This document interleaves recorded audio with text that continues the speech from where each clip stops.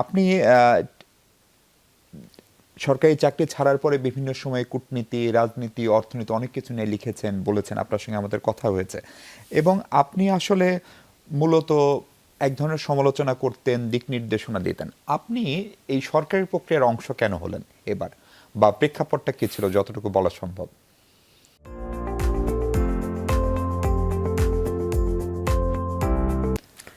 এটুকু বলা সম্ভব যে আমাকে অনুরোধ করা হয়েছিল, জি যদি আরও সহজভাবে বলি যে প্রস্তাব করা হয়েছিল। আমি বলেছিলাম যে যদি প্রফেসর ইউনূস থাকেন তাহলে আমি তার সাথে তার টিমে যোগ দিতে রাজি আছি।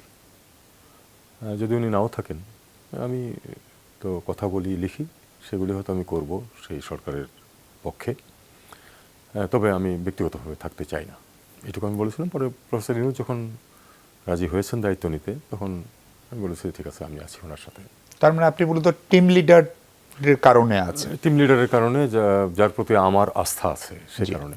জি স্যার, এখান থেকে আলোচনাটা শুরু করি যে বিশেষ করে প্রফেসর ইউনূস উনি যে মাত্রার মানুষ, এবং তার সঙ্গে ওনার গত 15-16 বছরের তার সঙ্গে রাষ্ট্রের বা সরকারের যে আচরণ, এবং সেখান থেকে এরকম একটা বিশেষ পরিস্থিতি, এই পরিস্থিতিতে যখন আপনার দায়িত্ব নিলেন, বিশেষ করে আপনার মন্ত্রণালয় যখন নির্ধারিত হলো, সেটি হওয়ার কথা, তারপর নিশ্চয়ই আপনারা অগ্রাধিকার নির্ধারণ করেছেন।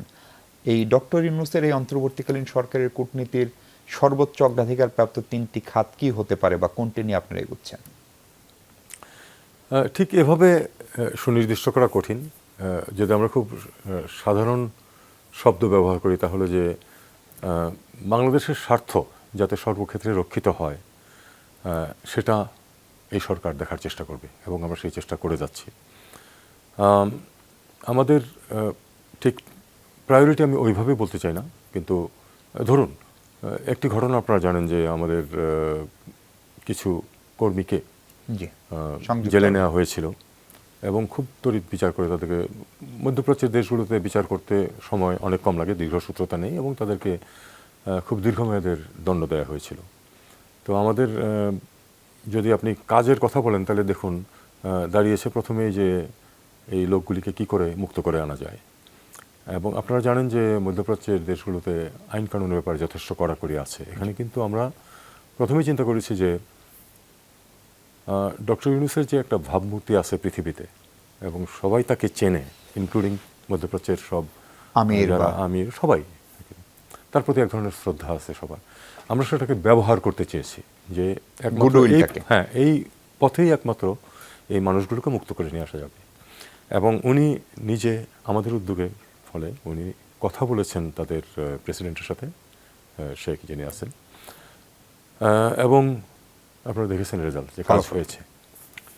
তো আমাদের লক্ষ্য হবে আসলে অনেক ক্ষেত্রেই যে যেখানে প্রতিবন্ধকতা থাকার সম্ভাবনা আছে, এবং আছে, অনেক ক্ষেত্রেই আছে, সেখানে আমরা সেটা কাটানোর চেষ্টা করব। এবং প্রফেসর ইউনূসের যে তার যেই ভাবমূর্তি এবং যে ভ্যালু আছে, মানে বিশ্বের বাজারে অ্যাকসেপ্টেবিলিটি আছে, সেটাকে আমরা ব্যবহার করে দেশের স্বার্থ যতটুকু রক্ষা করা সম্ভব এবং উদ্ধার করা সম্ভব সেটা আমরা করার চেষ্টা করব।